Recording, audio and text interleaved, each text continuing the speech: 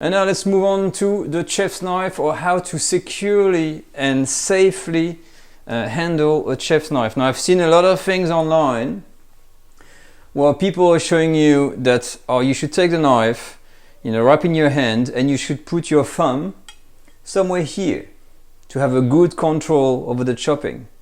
Or even sometimes people said, oh, you should have a finger over here, or sometime over here. I've seen all kinds of things.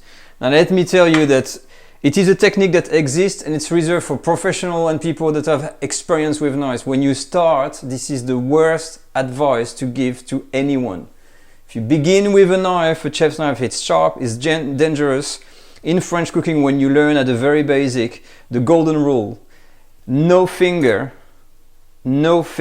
should ever go past that little line here.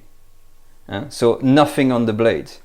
So when you hold your knife, you got your hand like this, you hold it in your hand, you wrap your fingers around, and your thumb here again, as you can see that little spot on the knife, if you can see from here, it's a little bit thinner.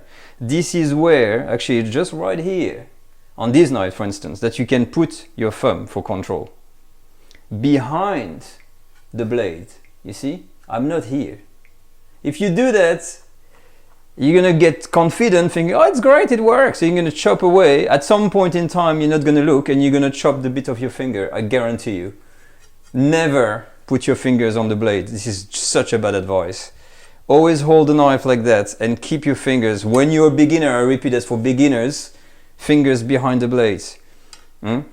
Next thing, when you start to chop and cut things, the usual motion, it's like that rolling motion, like that you have, okay? And as you can see here, the point of the blade, that's also an advice when you begin, should be in contact with something. So like we had the thumb for the vegetable, here you have a point of contact, and this is gonna kind of help you guide your knife around.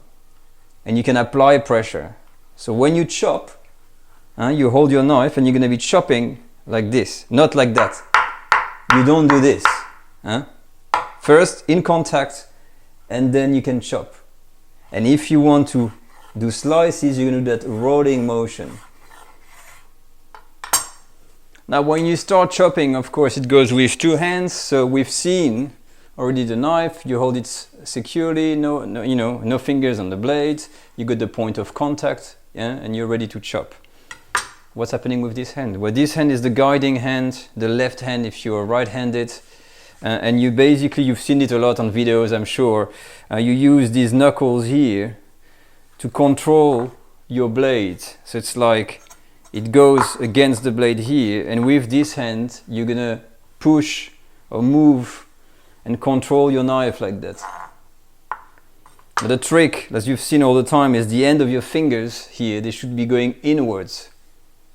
So you don't chop them, so they go inward, and what's going on the outside is basically these knuckles here, and this is what you use in general to control your blade. So it's a bit like, it looks a bit like that. Hand steady, you got the knuckles, the fingers tucked in, and you're gonna go like this. Now, when you hold something, I'm taking a small bean here for instance, same thing, you've got your position with the finger inwards, but there's the thumb here that usually is gonna push the ingredient forwards. This is like a machine. You see, that doesn't move, and it's the bean that's gonna go like this.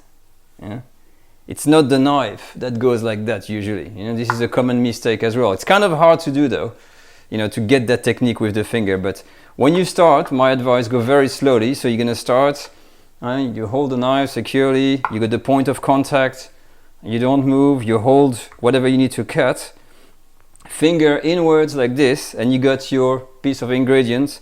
So you control how much is going to be cut with your fingers. Look at this. I'm going to cut that much, or that much, or that much, okay? And then you start. And you push with your fingers the vegetable with that rolling motion. And I say I'm going to cut 1 centimeter at a time, and keep on going like this. You see, this is the very, very basic of chopping.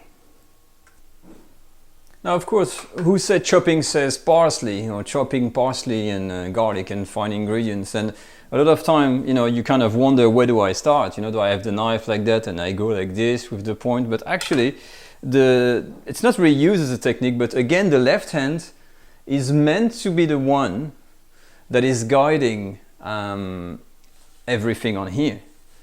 So actually, in a real technical way of doing it, if you're in a school, you need to kind of put everything in your hand like that and release the parsley bit by bit, you see, to start with. So it's not super precise, but to have that control over your ingredients, just for the beginning at least. It's hard when you don't have much parsley, and once you got something like that, let me put it on the camera maybe over here, then you can start using the point of your knife. So again, the tip of the knife can go on something like that, and you can move your knife like that when you chop. So that's one of the exception. Pointing my knife here, and I'm just gonna put my hand on top of the blade. So never on the blade, but that's the only exception, on top. So it's really secured. It's not, you're not gonna injure yourself. And again, doing that rolling motion, and you gather things together, and again, hand at the top, always in control, and you're gonna do this, and you repeat the process. So it will come over time, so you repeat, and you chop away, and you get the idea. At the end of the day, then you got chopped parsley. Now for the slicing, we've all seen, of course, the finely chopped onions and shallots. Usually shallots and things like that, actually it's done with the paring knife. So the way, of course, you cut your shallot in half, and it was in the lengthwise. So this is the end bit that you keep to keep the shallot together. And with your knife, you basically start to do these very thin incisions. Okay, and you've got that kind of thing here. And what is usually meant to be done, so you can tidy up the bit here, back in the sink. That's why I use my sink here. So you have the idea here. And you can do one cut this way. So we're gonna do like right in the middle somewhere. And you can do another one at the top, but this is more difficult to really get it fine. But then it gets messy like that.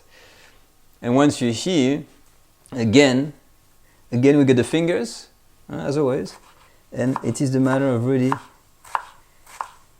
thinly or finely, I don't know how you say in English, chopping these. And this is the shape that you see a lot of time, that kind of squares everywhere. So you get, they're not exact squares, but this is, you kind of chop a shallot like thinly, and this is the process. And you can do the same with onions. So lengthways first, thin slices, and then on the other, and then across like that, and you're done.